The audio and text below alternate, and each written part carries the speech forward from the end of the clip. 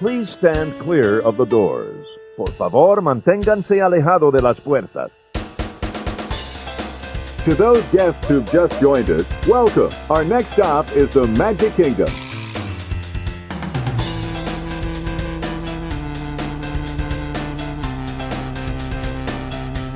Ladies and gentlemen, we are approaching our station at the entrance to Main Street, USA, gateway to the 7 theme lands of the Magic Kingdom.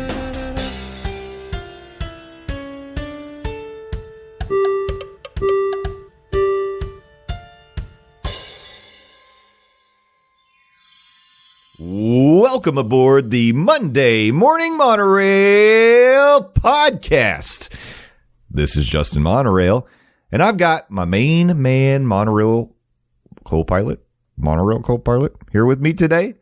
And that is, of course, Landon the Dawsdone. Landon, welcome back to the monorail.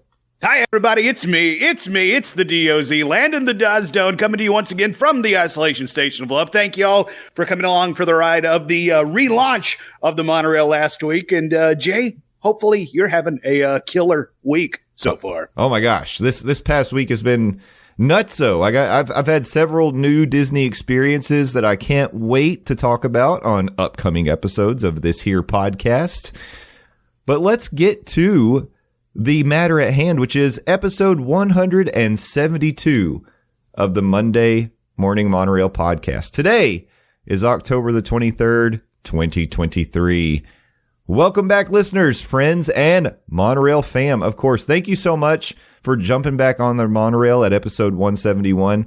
I feel like it was a huge success. I've got a lot of great feedback. Landon, I don't know if people have reached out to you, but I know on the socials and through some direct messages, we've got a lot of great welcome back messages and really good feedback on that first episode. Yeah, thank you all for the kind words and kind messages. I got a weird random death threat. No, okay, I didn't get a death threat. That's a lie.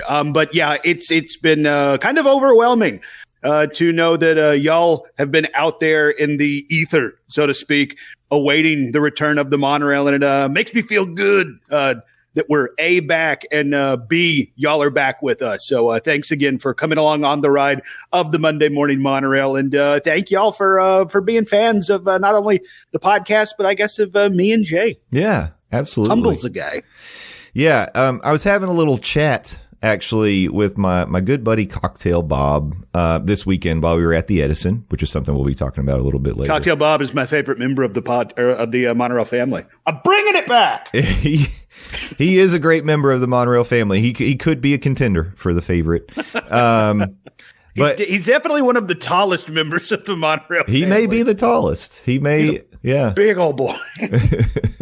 But he was just talking about how he feels like you and I are a great duo, you know, and he said, he talked about the Pass Holder Lounge podcast, and he said it's interesting how when you were doing the not live shows, you were bringing on the different people and every week. And it was interesting to listen to some of those interviews, and then Landon doing his own show. Both are good in their own right. But when the two of you come together, that's where the magic happens. And yeah, I totally agree with that. Hard to disagree, because I mean, like, individually, peanut butter is good, chocolate is good, and Zoe's Bone is good. But when you bring them all together, maybe not Zoe's Bone, oh, it's real good.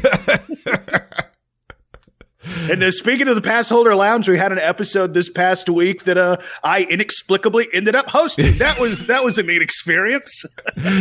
Yeah, that was sort of last minute. And thanks again for being such a willing host to step in for me on that occasion. But, you know, if you want to know what happened, you can go check out the live YouTube video, because there, before the show officially starts, I explain why it is that I won't be staying for that evening, just that particular evening. But Landon, I got to say, watching back, you did a great job. Lewis and Val were amazing. So good to have them on the show. And yeah, I mean, you never know what's going to happen on a live episode of the Pass Holder Lounge. You really don't. It is a live broadcast for a reason, ladies and gentlemen. So be sure and follow that channel on the YouTube, and follow it on the podcast feed as well. Absolutely. Yeah. Shout out to Lewis and Dr. Bell for being champs as well. Yeah. And check out their YouTube channel, Figments in Time. They do a podcast themselves, and if you're not familiar, Lewis also has a Twitter, Disney Pick a Day. I think if you look up Disney Pick a Day, I think you'll find it. Because I was trying to think if he shorts it up to Diz Pick a Day. I think it's Disney Pick a Day. And he has a Dollywood account as well, where he shares. Yeah, he's kind of a big deal at Dollywood. Yeah, he shares. Lewis. He is. Yeah. Well, he's a big deal for us too. That is true. Yeah. He and Val are both contenders to be favorite members of the Monorail family. They are my favorite members of the Monorail family. Sorry, Cocktail Bob, your reign was short. It was beautiful but short. Hey, just so we can tie up some loose ends for episode 171 of the Monday Morning Monorail, we did get a couple of notes in the Facebook group, and I wanted to share. Oh God, did we get death threats? No death threats, but just a couple. Okay. Just a couple follow-up notes. And you know what? When people interact with us, regarding the show in the Facebook group, I definitely want to share that because I want to encourage it and I want to appreciate it. In this case, these were both good notes. So we got a note from Chris P. Now, number one, I don't know if people want me to share their full names, but also his last name in the Facebook group, I saw it and I was like, I'll butcher that if I say it out loud. So Chris P. In the Monday Morning Monorail fam Facebook group, he said, first time riding the monorail as I started listening during Dawes Does Disney. Quickly became a fan of both of you since. Great show. Quick note. SeaWorld, Busch Gardens, both already do facial recognition plus the Disney-style security. These parks aren't typically on the forefront when it comes to tech, but it does make entering so much easier. And that's a great point. I totally neglected to point that out as we were talking about Universal testing out the facial recognition for entry at Islands of Adventure. So thank you, Chris. That is a good call out, and definitely don't want to shortchange SeaWorld and Busch Gardens. I think incorporating both things makes like such a smooth entry experience, and that's awesome. Yeah, Crispy is a fan. He mentioned came on Dawes Does Disney. He also has a YouTube channel, Crispy's Theme Park Adventure. You can follow him on Twitter. I'm still calling it Twitter, at Crispy's TPA, and search Crispy's Theme Park Adventure on YouTube. Go give him a follow and watch his content. Good stuff. Oh, yeah, that's awesome. I didn't realize that was Crispy, but now I know. Yep. If you don't know, now you know. Yeah, that's awesome. So thanks so much for sharing that. And then we got a note from Pastor John, and this was based on not only a topic that we talked about on last week's episode, but we did share this article in the Facebook group. And this was regarding the Shingle Creek Transit and Utility Community Development District. That's the longest name. Like, why does it need to be that long? And it also sounds like a communicable. It sounds like a disease. Easy for me to say. CSTUCDD. Even if you shorten it to letters, it's still ridiculous. Yeah, no, doesn't really roll off the tongue. Yeah. So now last week we talked about this, and we talked about how it's just sort of a bad look with the ongoing litigation between Walt Disney World and the state of Florida based on Ron DeSantis taking the steps to vacate the seats of the Reedy Creek Improvement District Board, renaming it, and then, just changing up how that district operates. Now Universal is getting its own special taxing district that is the board will be made up of Universal employees. So John said, though this looks suspicious, numerous districts like this exist all over Florida. Also, Universal Orlando Resort, long before this, committed to paying large portions of infrastructure of rail system and traffic upgrades around Universal's Epic Universe for this arrangement. Whether right or not, this is basically political quid pro quo, which is a good point. Now, I will say that Universal did get some special considerations in terms of the funding for the development of the infrastructure around Epic Universe. They are putting a portion of money up for that, and then the government agreed to pay a portion as well through tax dollars, tourism tax dollars, and other things like that. I didn't necessarily connect that situation with this, but, the two things could be related. But my point really last week about all of this was whether or not, this is normal practice. And it is. In Florida, there are like close to 2,000 special tax districts. It's not uncommon. What is uncommon is for the state to step in and disrupt one of those tax districts for seemingly no reason, which is really what happened in the case of Reedy Creek. And that's why I feel like something like this just sort of shines a new light on what happened between DeSantis and Disney and Reedy Creek, and it just makes it not look good. You know, maybe it's not a great idea for someone unqualified as myself to step in and speak on the inner workings of local government and taxing authorities, but it's an odd look, and that's really all I was getting at. It may not be a good idea, but by God, that won't stop us. That's true. That's true. We're going to keep doing it. Oh, something I didn't say last week, but we used to say it all the time on Monday Morning Monorail, and I'm going to say it again now before all of you start to jump in on, jump all over us for things we might say wrong here and there. We don't know anything. We don't consider ourselves to be experts really on anything. We're just like really big fans of all the theme park stuff. We love following the news and we love talking about it. So if anybody had the assumption or inferred that we considered ourselves to be experts on all the goings on at theme parks, we didn't say that. Yeah.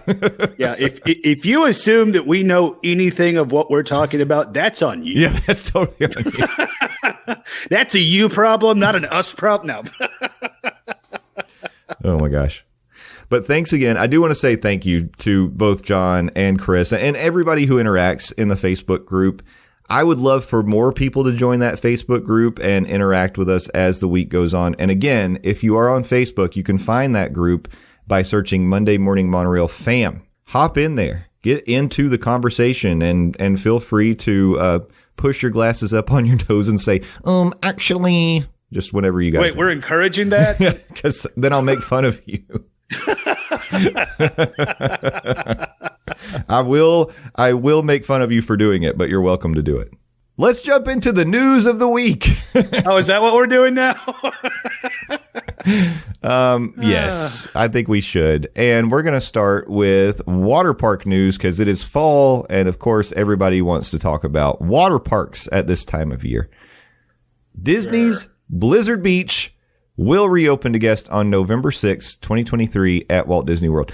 I am using www.magic.com as my source for this article. And really, it's just for the date. But I wanted to also share that Typhoon Lagoon will shut down on its last day will be November 5th. So still going through a stretch of time where at least one of the two parks is closed. Since the pandemic, I don't think there's been a time where both parks have been open at the same time. I don't think so. I would have to go back and double check, but I'm pretty sure that they've been kind of going back and forth in the post-pandemic world. But maybe, they typically in the past pre-pandemic would do this. Disney would do this where they would shut one of the parks down in the fall or winter time, do the refurbishment, and then reopen that and shut the other one down so they could do the same thing. And then as they got into spring, summer, everything's open again. So maybe this coming year will be the year that both are open. We'll see. Yeah, that's surprising, especially as hot as it gets down in Florida, that they would have one water park closed. Because, you would think that Disney would want to, get people in there to spend money and stuff like that. Yeah, but I do think maybe they're still dealing with trying to get fully staffed to the point where they could have both parks open. And maybe that's why they haven't done it. But I think that we are finally getting back to the point where maybe they will have the staffing levels they need, which, my theory about why the park hopping rules are going to be changing in January. And then by that point, just annual pass holders are the only ones who are going to have a reservation for a specific day at Disney World is because I think they are to the point now where they don't have to manage their staff as closely as they did before because they're getting closer to being staffed up. I think that's what's happening. But I don't know.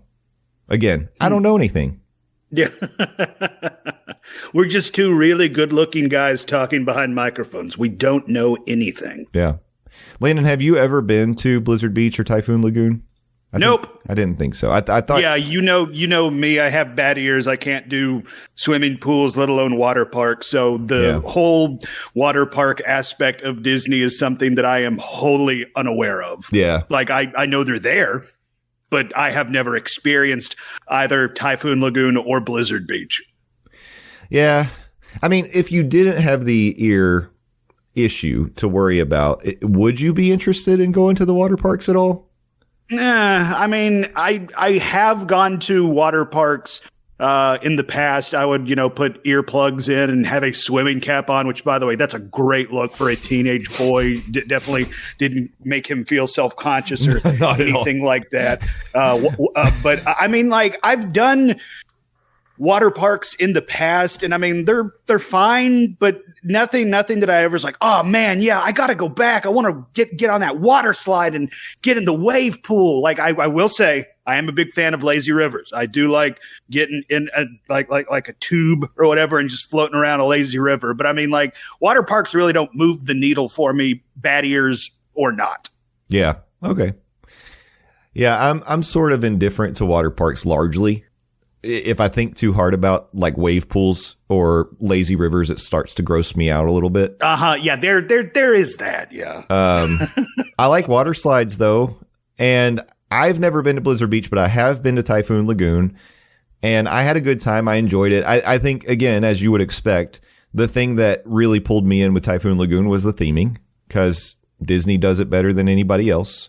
So I think I would like to go to Blizzard Beach once to get the experience so that I can say I've done it and go down the, I think it's the, what's the really tall one? I can't, because I was going to say Humunga Cowabunga, but I think that one is at Typhoon Lagoon. Let's ask Google, why don't we? Tall water slide. Water slide at Blizzard Beach. I know the name of it, and as soon as I see it, it's going to be like, yep, that's the one. Summit Plummet. Well, there you go. Summit Plummet. And you talking on Disney putting an emphasis on food and drinks, according to WDW Magic. It looks like we're getting some specialty churros at Blizzard Beach once it reopens on November 6th as well. Some s'mores churros and banana split churros. That s'mores churro sounds pretty good. That does sound good. Now, my question is going to be, are they going to be as good as the Nomad Lounge churros? Ooh. Because I'm going to go with no, because everything tastes better within the confines of Nomad Lounge. Yeah. I mean, that's just science. Yeah. I agree with that statement. I would also say, I just generally think churros are, for me, I'm not a huge churro fan. I was going to say overrated, but I don't like that term because there are people that love them, and that's fine. I think churros smell better than they taste. Like, I'm always drawn in by the smell of a churro cart. And then when I get one, typically I'm like, oh, I want it to have the texture. I'm thinking of the little, the cinnamon twist you get at Taco Bell. I'm a big fan of those. Yeah. If a churro was crunchier, but I always feel like they're a little mushier than I expected them to be. And I don't like that. I don't like that. But I love the fresh hot churros at Nomad Lounge so much that I think it's even further ruined me for other churros, other places. So interesting. Yeah. I mean, those churros at Nomad Lounge are really good. And also you can get them gluten-free. So, well, yeah. Fun fact. Are all churros gluten-free? I don't know if all churros are gluten-free, but I do know that I've seen people order specifically gluten-free churros at Nomad Lounge. And you can get them to go if you order them from the bar. I've seen that too. We're asking Google again. Are all churros gluten-free? Let's bring on our third co-host, Google, ladies and gentlemen. And it's generating an AI response for me. Oh, most churros are not gluten-free because they're typically made with dough. However, you can make gluten-free churros at home. Well, no, thank you. Yeah, no. That involves me cooking. Nope. Okay. All right. Well, that answers that. So as I was doing my little Googling regarding the Summit Plummet, I actually successfully got an answer to my question about the water parks post-pandemic. On the Plan Disney website, someone named Paul asked the question. This was August 29th, 2023. When will Disney World open both Typhoon Lagoon and Blizzard Beach at the same time like they did before the pandemic? And the answer was Typhoon Lagoon and Blizzard Beach haven't been operating at the same time since they reopened in 2021. And it's unknown if or when they will again. Currently, they trade off being open while one is closed for refurbishment. I'm crossing my fingers that they will eventually open at the same time because we love to experience both when we're on a vacation. That was from Leslie in Florida. So that was her response on the planned Disney. It's really, really very interesting. I wonder, I think it would also have to do with maybe crowd levels. Like, would there ever be a need for both parks to be open at the same time? Because that's a fair point. Yeah, if they are, you're spreading out the people who are going to water parks, and that just, you're doubling your operating cost, essentially. So why do that if you don't have to?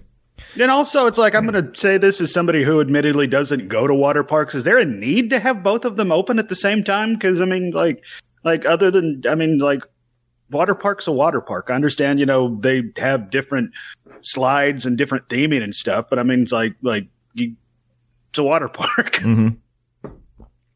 Yeah.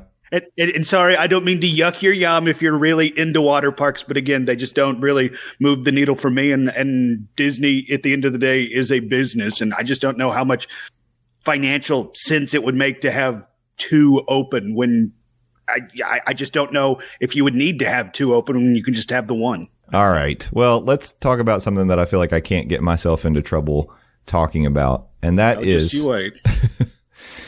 Disney released a complete guide to all the food and drink at the all-new Disney Jollywood Nights ticketed event at Walt Disney World. This is also an article from www.magic.com, and without necessarily going, you know, and reading every single food offering from this, I was just very surprised at the variety that is going to be rolled out in terms of the food and drink at the Jollywood Nights. Mm-hmm. I mean, not just the food, the drinks, like all of it, the treats. It all looks very good, and who knows, you know, when you order the real thing, is it really going to look like all this? Who's to say? But man, oh man, and Landon, you were asking the question if this stuff was going to be offered during the day at Hollywood Studios, or is it just going to be party exclusive? But my understanding is that all of this stuff is going to be party exclusive, and sadly, yes, yeah, and that is sad because, man, there's almost too much to try. There really is. I mean, like you said, we can't go through the list and name everything. If we tried to, this would be a very long episode of the Monday Morning Monorail, because I mean, there is so much that just looks so good to eat and drink. Yeah. Whether it be, I mean, like a savory or a sweet something to eat, and then the drink offerings just sound so dang good too. Man. Yeah, I'm just good grief. Like I literally, as I look at the list, you know, and I'm looking at, you know, going ABC Commissary, looking at the Baseline Tap House offering, mm-hmm. Dockside Diner, everything that they've got listed, I would try all of this stuff. It all looks good to me. And man, I love an empanada. So just to call out like a few things on this list that really jump out to me, at ABC Commissary, everything they've got on this list is strong, but the chicken empanadas with street corn, oh my goodness gracious. That looks so good. I would do the mushroom taco. I love a birria taco, the shredded short rib, Monterey Jack, and beef consomme for dipping. Oh my goodness gracious. You want something sweet? Let's head over to the Fairfax Fair. How about a PB&J donut? Oh yeah. Oh yeah. Glazed donut with creamy peanut butter and grape jelly dipped in dark chocolate topped with crushed house-made salt and vinegar chips. Whoa. Maybe, I mean, like, okay, the salt and vinegar chips. I'm like, do what now? But they're house-made, and I mean, holy guacamole. Well, there's and a mistletoe martini too. Oh God. Yeah, no guacamole on the PB&J donut, but oh my gosh, it has everything else. There is no guacamole, whether it be holy or not. And that same location, Fairfax Fair, the holiday turkey popover with roasted turkey, creamy mashed potatoes topped with gravy, cranberry chutney, and chives in a house-made popover. Like, Disney is coming hard with the food and drinks for the Jollywood Nights, which, you know, I know that it's not included in the price of the ticket, but at least you are getting like a really elevated experience with the food and drink at this party that I feel like you deserve if you're willing, you know, to pay the ticket price, which to me is a little bit high. So I mean, like there's too much food to try everything in one evening at Jollywood Nights. And I mean, like it's kind of overwhelming, the offerings that Disney's breaking out for this ticketed event, and they're only running 10 of these. I'm so bummed that some of these offerings aren't being offered during the day. I mean, like Jazzy Hollywood's at Hollywood Brown Derby. I mean, it's like, okay, they got the charcuterie. You can get the charcuterie regularly at Hollywood Brown Derby. But I mean, like, Derby sliders, pork belly bow, oyster Rockefellers. Are you kidding me? Your boy can get down on some oysters. Yeah. I don't. No, I do want to point out, apparently, you have to use the app, the My Disney Experience, to join the walk-up wait list at the Hollywood Brown Derby. So just FYI. Yeah. Well, yeah, that's going to be an experience, too. It's apparently they're transforming the restaurant into a smooth jazz joint, playing holiday tunes amidst sparkling decor. Oh, that'll be fun. The only thing that when I read all this, I was like, oh, they got so close. I was reading about the Twilight Soiree at the Tip Top Club. Yeah, I was looking at that too. And so they describe it as a swinging soiree in the courtyard of the Hollywood Tower Hotel. A live band will be bringing the fun with holiday tunes and jukebox style as you sip fancy cocktails. That sounds great. But can you imagine if there was a space inside the Tower of Terror that they could transform into a club like this for special occasions? Maybe there's just not room enough to do anything like that. But holy cow. Now, that would be something that if I could experience that, I might be willing to drop down those extra $1 dues to get in there, you know? That would be really sweet. But that sounds pretty cool anyway. And the beverage offerings at the Twilight Soiree at the Tippy Top, or the Tip Top Club, not the Tippy Top. Those all sound really good too. I could get down on a sparkling pomegranate apple cider. Oh yeah. The Fifth Dimension Royale, tequila, liqueur, pear, agave. It's oh God. I would need to be rolled out of this event. Not only because of like eating all of the treats, but also there are too many tempting drinks. And it's very cool that in a lot of locations they've got zero proof cocktails as well. Yeah, I was about to point that out. If you're not a booze hound like yours truly, there are zero proof options as well. Yeah. So good job, Disney. At least you're really like stepping up. I think this is definitely going to be a very special experience in Hollywood studios.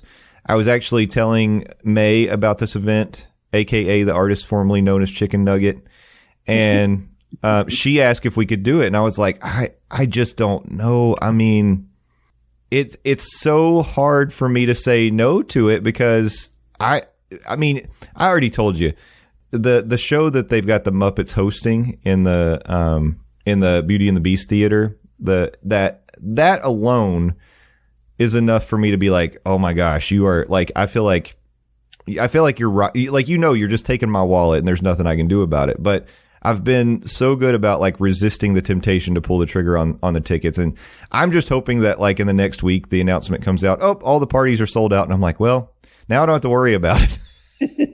Take the decision out of your hand. Yeah. Well, as of now, as of this recording, there are still only 2 sold out dates, November 11th and the 18th. So you still have some options. You have 8 party nights left, November 20th, 27th, 29th, December 4th, 6th, 16th, 18th, and then coming to a close on December 20th. Yeah. If all of you are on the fence about it, but you're like, you know, maybe a little further on the side of you think you're going to do it, please just go ahead and do it so I can't. And then tell me about it so I can live vicariously through you. I mean, honestly, with these food options, I think it's worth it enough just so you could go spend money on eating and drinking around the park. These sound amazing. Like even Pizza Rizzo is getting in on the act, and it looks really good. Which is not something you generally say about Pizza Rizzo. Very true. Very good point.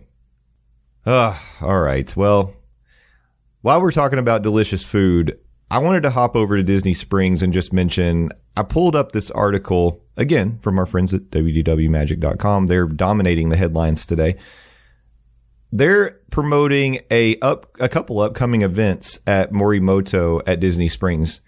This one says, join Chef Morimoto at Disney Springs for unique culinary experiences, including a 7-course meal prepared by the Iron Chef himself. And there's a couple of things that they're going to be doing. And the reason I pulled this up was for a couple of reasons. One was, just yesterday, I got to go to a special event at the Edison called the Cocktail Archives. It was a special ticketed event, started at 11:30, went to 2:30. And it was the first time that I've gotten to go to a special hard ticketed event at a Disney Springs location since I went to Morimoto Fest pre-pandemic. And I look back on that experience very, very fondly. And it was so much fun. The food was great, of course. The drinks were awesome, and it was fairly priced, and it was a really great experience. But of course, pandemic happens, and then since pandemic, I haven't really been seeing a lot of these special events happening, and maybe I haven't been looking for them either. But I think they're just now starting to pick up a little bit more at some of the specialty locations. So it's exciting to see this. Now, this first event that I'm going to tell you about, it sounds incredible, but it comes with a hefty price tag. So the first one, starting on Friday, December 1st and Saturday, December 2nd, join Chef Morimoto for a celebration of 100 years of House of Suntory fine whiskeys with the Suntory 100th anniversary tasting. Each evening from 5 to 6:30, a limited number of guests will sample exceptional whiskeys alongside small bites. The tickets are $355 plus tax, and that does not include gratuity per person. I mean, I never expected. I was like, oh, this will probably be like $150. No. $355 for an hour and a half. Now this must be one of those situations where they're only selling, less than 50 tickets or something for something like a very small amount of people. You're going to get what I would imagine to be like, intimate time, one-on-one, not one-on-one, but in small groups with Chef Morimoto. The Suntory whiskey, if you haven't had it, Japanese whiskey, it's really good. And it is like you can get the more expensive ones and they're very tasty, but my goodness, that is a high asking price. And it says alongside small bites. Yeah. $355 for a 90-minute experience. Small bites. I know Japanese whiskey is kind of kind of has a high price point anyway, and this is a special event. But I mean, God bless, man. I've got a new go-to. Like if I go to a sushi restaurant or a Japanese restaurant, if they have it, I enjoy getting a Japanese whiskey highball. That's like my go-to drink now.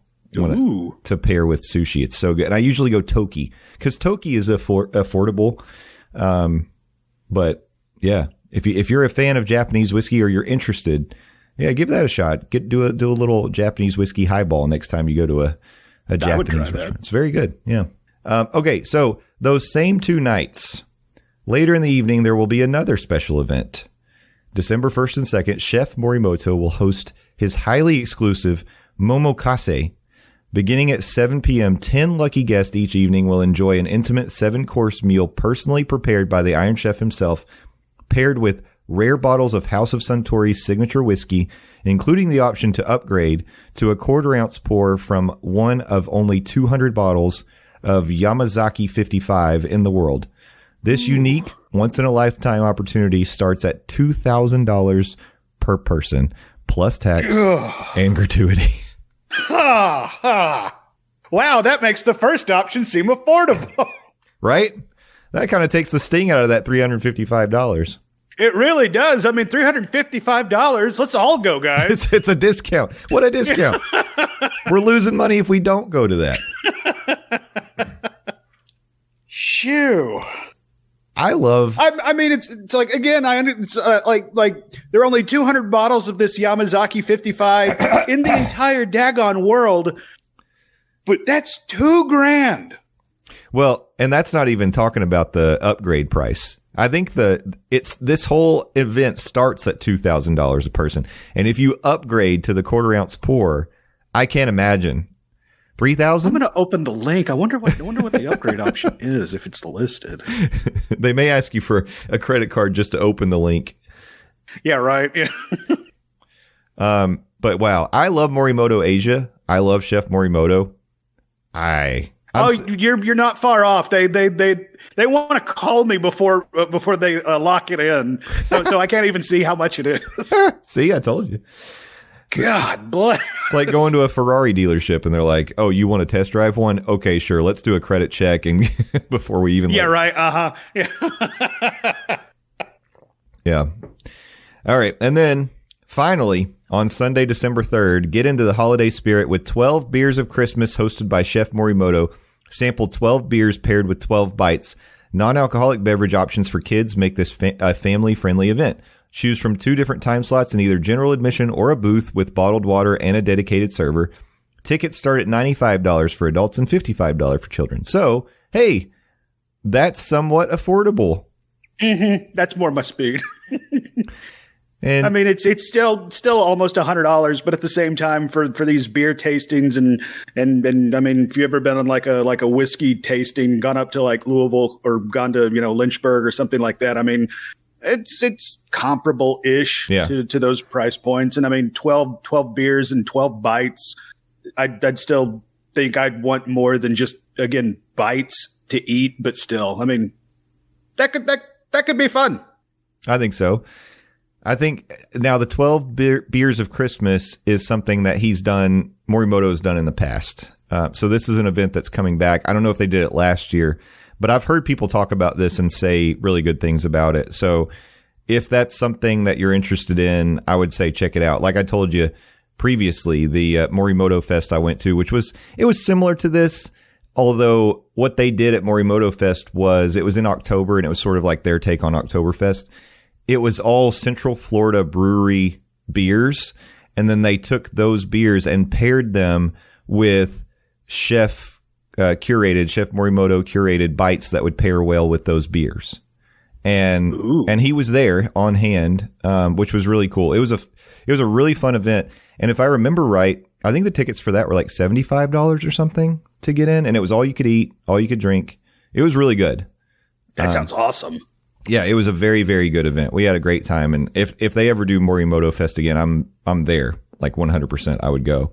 So, but yeah, I say all that to say, I did get to go to a special event at Disney Springs yesterday, a special ticketed event at the Edison called Cocktail Archive. Now, this was something that it hopped on my radar just maybe a few weeks ago. I didn't know it was happening, and I don't know if I got a targeted ad or I just happened to see it, but it popped up. I clicked on it, went to the Edison website, read all about it, and I was like, oh my gosh, this sounds awesome. And it was kind of a fun surprise that I decided to get for Casey because her birthday was October 13th. And we're both fans of food and drink and fancy experiences. So we decided to do it. And my goodness, I've got so many good things to say about that experience yesterday. Now, I will just tell you, they did not pay for me to go. I'm not sponsored here. So everything I'm telling you, this is like legitimately my review of the experience yesterday. Landon, we were talking a little bit before, and you mentioned you've never even set foot in the Edison, right? No, never been to the Edison. Me and the Smoking Hot Girlfriend, we got a trip going down in November, and we have a reservation for our day in Disney Springs. So this is something we're looking forward to experiencing. And I'm also very curious to hear how your experience at this special event at the Edison went. But looking forward to experiencing the Edison, just period. Yeah. Well, so I've been to the Edison a couple of times. And I'll just say, I think that it's a fun environment. I really like the theming of the Edison. As you can imagine, it's kind of steampunky. There's a lot of mechanical. It feels very industrial and mechanical, and it's really a cool setting. It definitely feels very throwback, like you're going into a 1920s bar, a speakeasy or something like that. The theming is great. My experience with the food has been, it depends on what you get, but I think the food it's okay. One of their signature things is their candied bacon on the clothesline. And I've had that a couple times and it's been great every time. So I highly recommend that for fans of bacon. Okay. But the drinks are always really good and they have really interesting drinks. And I think that's where the Edison really shines, which is why this event really got my attention. And I was like, oh, this is perfect. This is exactly how I want to experience the Edison.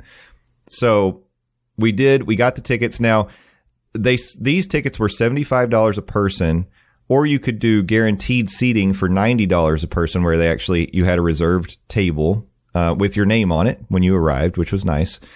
And then you could also upgrade to a platinum experience for another $40 a person, which would include a premium cocktail and a premium food item. So being that this was a birthday gift, I went all out, and not only did I get guaranteed seating for both of us, I got us the premium upgrade, the platinum upgrade. Nice. Yeah. So we got, when we got in, we were meeting up with Cocktail Bob and his wife, Christina. They got the guaranteed seating, but they didn't get the platinum upgrade. So they got these lame white lanyards, and we got these cool black ones because we were the VIPs. Oh, I bet you they felt stupid. I was like, look at this in your face. Just lording over them. It's like, with your white lanyards, you plebes. Now I didn't know how exactly the food and drink pairings were going to go, but the way it worked was you went to each station. You didn't have to go in order, but you went to each station, and then when you walked up, they would punch the corresponding number for the station on your card, so you could really only go to each one once. So that was a little different than what I experienced at Morimoto Fest. So just to point that out. But the idea behind this event was it's sort of like a history of cocktails through time. And if you wanted to, you could have gone chronologically, and that's how they numbered the stations. So, for example, the first station, number 1, was from 1682, and it was a Victorian punch bowl. And then the food pairing with that was sugarcane grilled yakitori shrimp, local honey, and sambal. So I don't even know what sambal is. I don't either. I think it's just somehow that some way they season the shrimp, but they grilled it on a little piece of sugar cane, which was pretty neat. Interesting. Yeah. So this was really good. I wish that one thing I don't have, and I wanted to take pictures at each one of the stations because I was hoping that it would give you the recipe for each cocktail, but they didn't do that really. What it was they had a sign at each station that would explain the cocktail and sort of the history behind it, but not really tell you necessarily what was in it. It would tell you, I think usually it would tell you this is a gin based drink or a whiskey based drink, but it didn't really give you all the details. So I think the Victorian punch bowl was a champagne based drink. I can't remember. Don't quote me on that, but it was something like that. But it was really good. The sugarcane grilled yakitori shrimp was one of my favorite little small plates we had the entire time that we were there. So I thought that was really tasty. And it was a really interesting way to start. And then if you wanted to go 1 to 2, the next station was 1792 Absinthe Fountain Station. And the food pairing was Kushi oyster shooters, with an absinthe, minuet. I don't know. I believe that's a dance move. It's a fancy word at the end. And then station 3 was old fashioned paired with the candied bacon. So they did have the signature candied bacon. The one that was the VIP bonus station was a Clover Club cocktail, and the food pairing was A5 Tataki Wagyu beef. So if there was any shortfall, two things that I'm going to balance out my overwhelmingly glowing review of this event. Two things to kind of balance that out a little bit. First was it was 2 floors. So the food stations were there were, it may have been half and half, maybe 5 or 6 downstairs. Or no. There were only 8, 9 stations. So maybe there were 5 downstairs, 4 upstairs. It was something like that. I think there were 3 that I remember. 3 upstairs, the rest were downstairs. So that sort of was a little bit to deal with because you either had to go in the elevator. So, you just had to wait. There's a small elevator there that they recommend 4 people at a time. So you could either do that to get up and down, or you had to go on one of the 2 staircases to get up and down. And it's like a decent, the ceiling on the first floor, which is where our reserve table was, it's like probably 30 feet up. So it's not like a normal, just, 12 feet or whatever. Like it's a significant climb to get up to the top floor. So we did have to go up and down a couple times, which maybe that's good. We were working off calories, but I was just thinking if you were someone who was a little bit mobility impaired or stairs were a struggle, that would have been sort of frustrating to have to deal with the elevator. But that was, a small detail. But the other thing was Casey and I decided to save the VIP station for the last thing that we did. So by the time that we got down there, all the Wagyu was gone. Oh, no. That's crap, especially because you had to pay for that. This is already a ticketed event, and then you had to go even more in the wallet for that experience. Yeah. That sucks. So that was frustrating because I did think to myself, you have a head count of how many people you sold the VIP ticket to. So I don't really understand how you run out.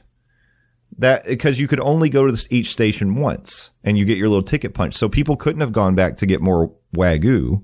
So I don't know how that happened. Now, yeah, that doesn't make sense. To their credit, the gentleman that was manning that station said, "I'm going to take down your full name and we will let them know that you didn't get the Wagyu, and so you'll get a full refund for the VIP experience." So they did refund us for the VIP ticket. Now we still were able to get the Clover Club cocktail. And actually, again, to their credit, as the gentleman was pouring the cocktail, I said, "Hey, we missed out on the Wagyu. You think you could hook us up with like an additional Clover Club cocktail?" And he did. He gave us 2. Okay. All right. So that was nice. I don't know that equals out to a Wagyu, but that was nice. At least we got 2 of those. It's something, and good on the cast members for taking care of you in that situation. But yeah, going back to your point, it's like they knew how many tickets they sold for the VIP portion of this event. It doesn't make sense that they would run out of the VIP part of the food pairing. Yeah. So that was a little odd. Yeah. But I do want to say, just overall review of the event, it was really nice. They had some nice music playing, but it wasn't like overwhelmingly loud. A lot of times when I go to an event like this, one of my feedback, one of the pieces of feedback that I have is you oversold, like there were too many people. It didn't feel like that. It was actually like, I think it was just the right amount of people. I never felt overly crowded. You never had to wait a really long time to get your ticket punched and get your cocktail and your drink. And then the other piece of it was they weren't particularly strict at some of the other stations, aside from the VIP one, about going back and maybe getting another small plate. Like the food was a little more loose than the cocktails. You could get some additional food. At the candied bacon station, there was a woman with a torch that was like torching and making the bacon crunchy as you walked up to it. And awesome. And she was like, "How many pieces you want?" We were like, "Oh." So she is my favorite member of the Monorail family. Yeah. So that was nice. And then as things were sort of wrapping up near the end, there were some like pre-mix, like the Victorian Punch Bowl. It was a big pre-mixed punch bowl. I was able to go get additional servings of that before we left. And then also Cocktail Bob's wife, Christina, there was one particular drink that she couldn't have based on an allergy. So she took her lanyard to a station where she wanted to have a second, cocktail because she enjoyed the first one so much. And they totally were fine with that. They punched the hole in the station she couldn't have, and they gave her another one of the drinks that she liked. So I felt like they were really accommodating in a lot of ways. The people that were mixing the cocktails were really, really knowledgeable. And if you wanted to engage them and talk about like the history of the drink and that sort of thing, they were absolutely willing to do that. And shout out particularly to Talon at the absinthe station, because my goodness, did that man know a lot about absinthe and the history of absinthe. But, even, at the old fashioned station, we talked about the history of old fashions and how they were introduced at a club, like a private members club in Kentucky, That was like the first known documentation of an old fashioned. And, you know, just a lot of really interesting things. I'm a fan of tiki cocktails. If you're a Trader Sam's fan, or you just like tiki culture, they had a Jungle Bird tiki cocktail, and it talked about like the history of how tiki bars first came to America. So that was really interesting.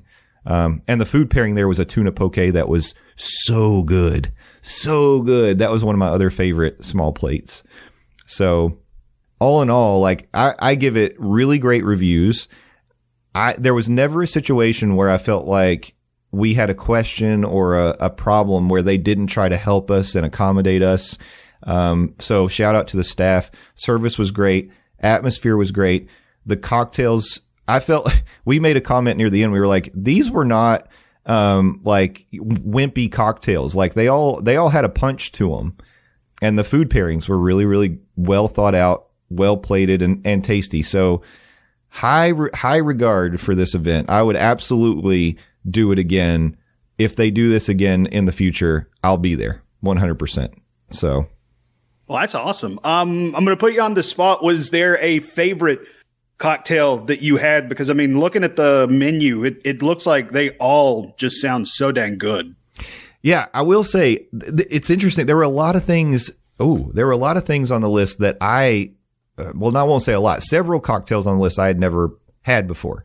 For example, the Victorian Punch Bowl, the Clover Club, and then also from Brazil, the Caparina was something I'd never had before. And they served it. They were using liquid nitrogen, and they served it almost like a slushy. And it was so good. It's almost hard to describe how it tasted, because you want to compare it to something like a margarita, but it's not quite a margarita. And it's not quite like a rum cocktail, because there's a Brazilian liquor it's made in Brazil. It's their, signature Brazilian liquor that they use to make the Caparina. And you can't even really compare that. Like, it's sort of rum, sort of tequila. It's almost like the mixture of the two. It's made from sugarcane. It was so good. That to me might have been, it's either between that or the old fashioned, because the old fashioned was fantastic. Those two would be my top two. Dang. And actually, surprisingly, the zero proof station at the end, we didn't get any of the ice pops because I guess they either melted or they were gone by the time we got there. But we finished up with the zero proof station, and it was a very refreshing, fruity, it was like cucumbery, but also kind of fruity, fancy zero proof cocktail. It was good. I like that too. But yeah, all in all, I mean, like I said, I was very impressed, had a great time, and I would highly recommend, if this is something that you saw and you're like, I'm not sure. Next year, if I were to do it again, I don't necessarily think we needed to get the guaranteed seating. I think as long as they don't sell more tickets and it gets more crowded, I would just do general admission. There were plenty of seating and standing tables that you could use upstairs and downstairs. We always were able to find open spots. So, yeah, absolutely great. 10 out of 10. Wow, that's awesome. It was a cool way to experience the Edison. And I do recommend, I think I've heard people that absolutely rave about the food. And I know I wasn't overly glowing about their regular dinner service, but as far as drinks and small plates and the environment, I highly would recommend checking it out. It's just another in the strong lineup of restaurants at Disney Springs. I mean, you sold me on the candied bacon, so I mean, there's that. That's great. I shared one of those with Rob one time, and I think we were about to fight over the candied bacon.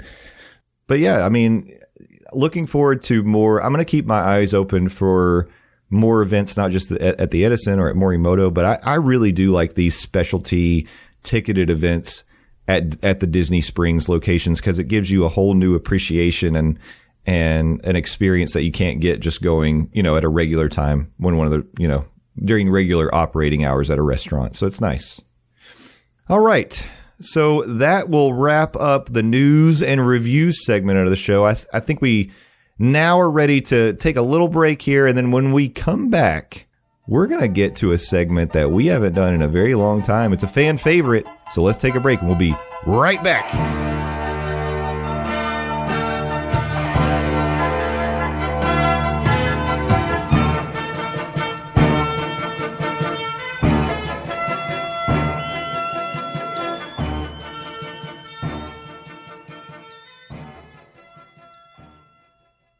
All right, welcome back to the final segment of the Monday Morning Monorail Podcast. And today, we're going to bring back something we haven't done in a very long time. I'm not going to say the name of it because I want your host to say the name of it, the host of this game show to say the name of it.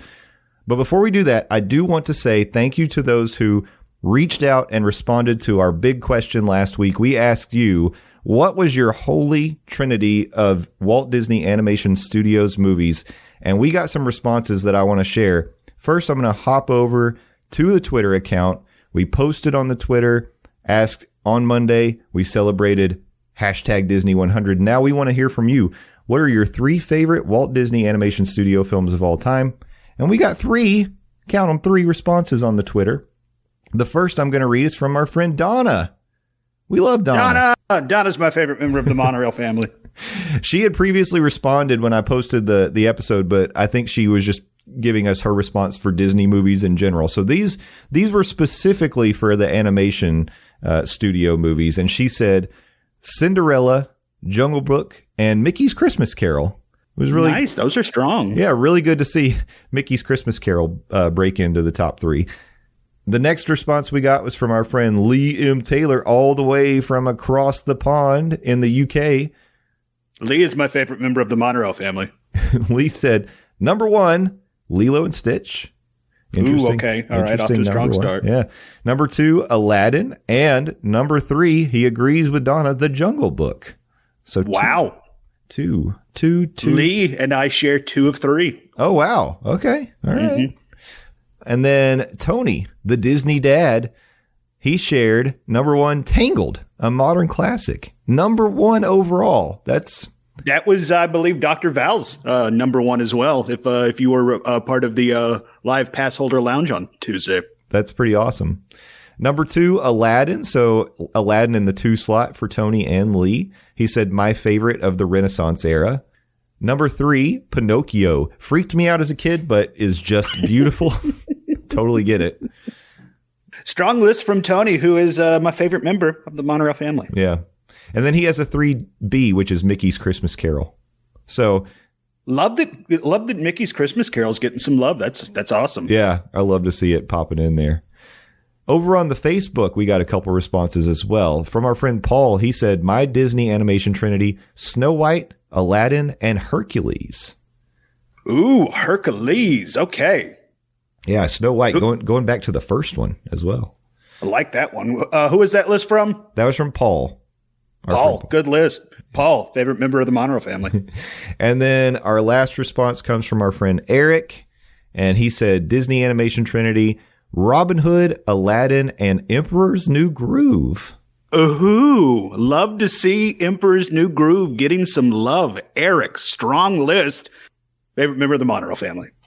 Yeah, fantastic. Thank you all for interacting with us and sharing your responses. And when we do those big questions, feel free, jump in on our Twitter account @MorningMonorail, and also hop into the family on Facebook, Monday Morning Monorail Fam, and we'll put the episodes out there. We'll put the questions. And when you respond, you may hear your responses read right here on this very podcast. Now, if you remember, Landon, I didn't share my top 3.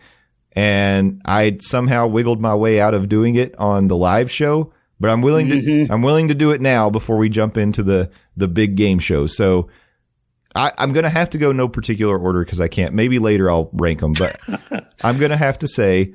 Once again, you're weaseling out of it. I'm giving you 3. Peter Pan was the one I mentioned on the live show. You did. I'm sticking with that. My favorite from the Renaissance era is The Lion King.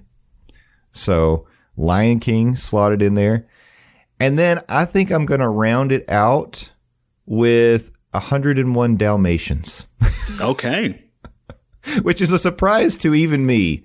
Yeah, I was not expecting that. But I think it's so cute. I love those dogs. And Yeah. If I'm choosing from, this wide array of wonderful Disney animated movies, there's no loser in the bunch. I'm feeling very nostalgic for the Dalmatians right now. So I'm going to go with that one. 2 classics and one from the animation renaissance. I dig it. Yeah. So there you go. All right. I'm going to clear out of the way now because it is time for what everyone's been waiting on. Landon, take over. Well, you did say I am the host of this. I guess we're calling it a game show. But in this instance, I'm actually the ghost host of this spooky edition of Fastpass Standby Snack Break. Now, if you are new to this podcast or you've never participated in Fastpass Standby Snack Break, let me explain it to you real quick. We are going to list 3 Disney things. That is 1, 2, 3. And we are going to rank them. We are going to Fast Pass one. We are going to Stand By one. And we are going to Snack Break the other. Now, when I say that, if we are going to Fast Pass something, this is the thing that you and your party absolutely must do. You are going to go out of your way and reserve a spot. You are going to Fast Pass it. If you're going to stand by something, you do want to do it. It's not necessarily on your, top of the list, but you're willing to wait in line. You're willing to stand by for it. Now, if you're going to snack break something, it's not necessarily something you're going to make a reservation for. It's not necessarily something you're going to stand in line for. So you're going to go grab a snack while the rest of the party does it, but you are cool enough that you're going to hold on to all the purses and bags while everybody else is standing in line for this attraction. But we're not talking about attractions on this particular edition of Fast Pass Standby Snack Break. I did say that we are in the spooky season. We are doing a spooky version of Fast Pass Standby Snack Break, a haunted edition of Fast Pass Standby Snack Break. We are talking Disney's Haunted Mansion. We are going to Fast Pass Standby Snack Break Disney's Haunted Mansion. So we are going to rank out the Haunted Mansion movies. We are talking the Eddie Murphy edition of the Haunted Mansion movie. We are talking the edition of the Haunted Mansion movie that just came to theaters this year. We are going to be including the Muppets version of the Haunted Mansion as well. So those are our 3 Fast Pass Standby Snack Breaks. I want to know what you think. Get in the Monorail Family Facebook group and rank them out Fast Pass Standby Snack Break and give us a reason why each of these 3 films are getting your rankings, your designations, as it were. You can get at us on Twitter as well. We'll be pulling answers from there as well. But Jay, I'm kind of curious, where did these 3 films shake out for you in the realm of Fast Pass Standby Snack Break? Oh, man. I feel like answering this question is going to hurt my feelings because I love all 3 of these in different ways. I have such a soft spot for the Eddie Murphy Haunted Mansion. I love it unironically. Yeah, you legit like this movie. You were like one of the few people that I know that like the Eddie Murphy version of the Haunted Mansion. Yeah, there are literally tens of us out there, but we do exist. And so it's hard. It's going to be hard for me. And I'll tell you, I know that the 2023 Haunted Mansion, people generally, at least critically, didn't love it. And then you've got the Muppets. # save the Muppets. Like, how could I put them anywhere but the top? So, oh my gosh. I think I have to go. Oh my gosh. I really struggle with this because I feel like I'm going to hurt one of the movie's feelings and I don't want them to be mad at me. Well, I spoke to all 3 movies before we started recording, and they said that they're still going to consider you a pretty good friend, regardless of how you rank them. So I don't know if that makes you feel any better. All right. I am ready. I'm going to go Fast Pass Muppets Haunted Mansion. Okay. I am going to go Stand By Eddie Murphy Haunted Mansion. And I'm going to go Snack Break Haunted Mansion 2023. And the only reason that I do that, I think Haunted Mansion 2023 is better than a lot of people think. I think it's good. I think it's definitely something I'm going to be rewatching during this spooky season now that it's on Disney Plus. But the reason I do that, I think they tried to do too much in too little of time with that movie. I think that the movie somewhat suffers a little bit because of that. I love all the tributes to the Haunted Mansion attraction that they have in that film. But I think just based on these three, that's how I'm going to have to line them up. I'm sorry already, but that's what I'm doing. I'm being told that the 2023 version of the Haunted Mansion is removing you as its emergency contact. I'm sorry. Sorry, Lakeith Stanfield. Yeah. And Rosario Dawson. I love you all. I really do. But that was a strong cast. It really was. Except for Jared Leto. Hollywood, we're tired of Jared Leto. Stop putting him in everything. Yeah. Well, what about you, man? How would you line these up? Okay. I am going to fast pass the Muppets version of the Haunted Mansion because, as you mentioned on this podcast, we are #Save the Muppets on everything. And even if we weren't of that lifestyle, as the kids say, I don't know if the kids actually say that or not. I love what they did with the Muppets and the story they told with the Muppets Haunted Mansion. I honestly wish Disney would do more with of that formula. It's like I would love to see the Muppets Jungle Cruise or something like that. Yeah, me too. Absolutely. Like I honestly think that might end up being better than the Jungle Cruise movie we saw with The Rock a few years ago. And I generally liked that movie, but I think it would be cool to see, the Muppets Big Thunder Mountain or something like that. But I just really dug that movie. I thought it was fun. It gave enough tips of the cap homages to the attraction itself. And plus, I mean, it's like the Muppets. What's not to love? So that is going to be my fast pass. My standby is going to be the 2023 version of the Haunted Mansion. I saw it opening weekend with the smoking hot girlfriend and her daughter, who I refer to as the ambassador. And we all really enjoyed it. I'm a big fan of the Haunted Mansion attraction, and I thought there was enough references to the attraction itself that, made me smile. And I dug the story that they told. I already mentioned has a really strong cast in spite of Jared Leto. And I still don't understand why Disney dropped it in the middle of the summer when it should be in theaters like, I don't know now. And it really, really, really suffered being released in the shadows of a little movie. Two little movies, as a matter of fact, one being Oppenheimer and the other being Barbie. So its ceiling was it was going to be number 2 at the box office on its best day, and it never even saw its best day. And I think it kind of got unfairly looked at. I highly recommend you check it out on Disney Plus if you haven't given it a shot. I really dug it. And then by deduction, I guess you figured out I'm going to snack break the Eddie Murphy Haunted Mansion movie. I'm just not a big fan of that movie. It's fine enough. I know it has its fans. Well, I know it has Jay, but it's not my jams. Let's just say. Yeah. That's all right. You know what? A lot of people agree with you on that. So. And as they say, 50 million Elvis fans can't be wrong. It's fine for what it is, but it really doesn't move the needle for me. And I now obviously think there are 2 better versions of the Haunted Mansion out there, so that is going to be my snack break. All right. Fair enough.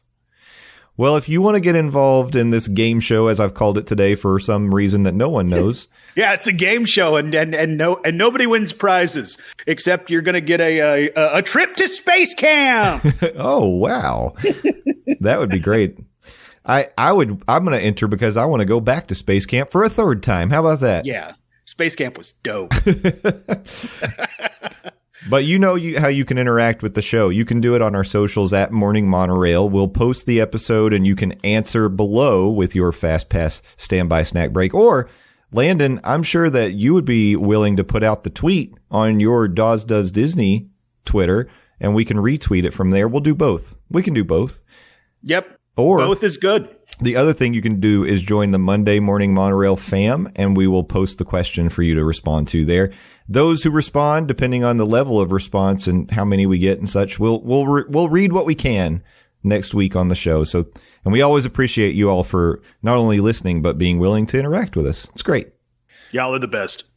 All right. Well, I think that's going to do it for another episode of the Monday Morning Monorail Podcast. Thank you so much for listening. And Landon, I know that people can't get enough of you, so let's tell them where they can get some more when they're not sitting with us on the monorail. You can follow me on Twitter, LANDOZ. Please go follow me, Landon Doan. I'm the best, Landon Doan, not the rest. That's where you can get me 280 characters at a time. I also run a website, buttmunchchips.com. Buttmunchchips. Sit on your butt and munch. I mean, you can go there, but I mean, I haven't updated it in years. And honestly, I don't know why I keep mentioning it. It's honestly just kind of a habit at this point. But there's really stuff that I did from my college radio days, interviews with the cast of Aqua Teen Hunger Force, Venture Brothers, which may or may not be coming back or getting a movie. I don't know. So there's that. I also appear on the Phil Show, News Talk 98.7 WOKI radio station locally here in Knoxville, Tennessee, streaming 6 to 10 a.m. Eastern Standard Time at newstalk987.com. Also available in the iHeartRadio app and the News Talk 987 app as well. Wow. I've also been appearing on the Yarpro Show a lot here as well. That's 10 to noon on the same station as well, News Talk 987.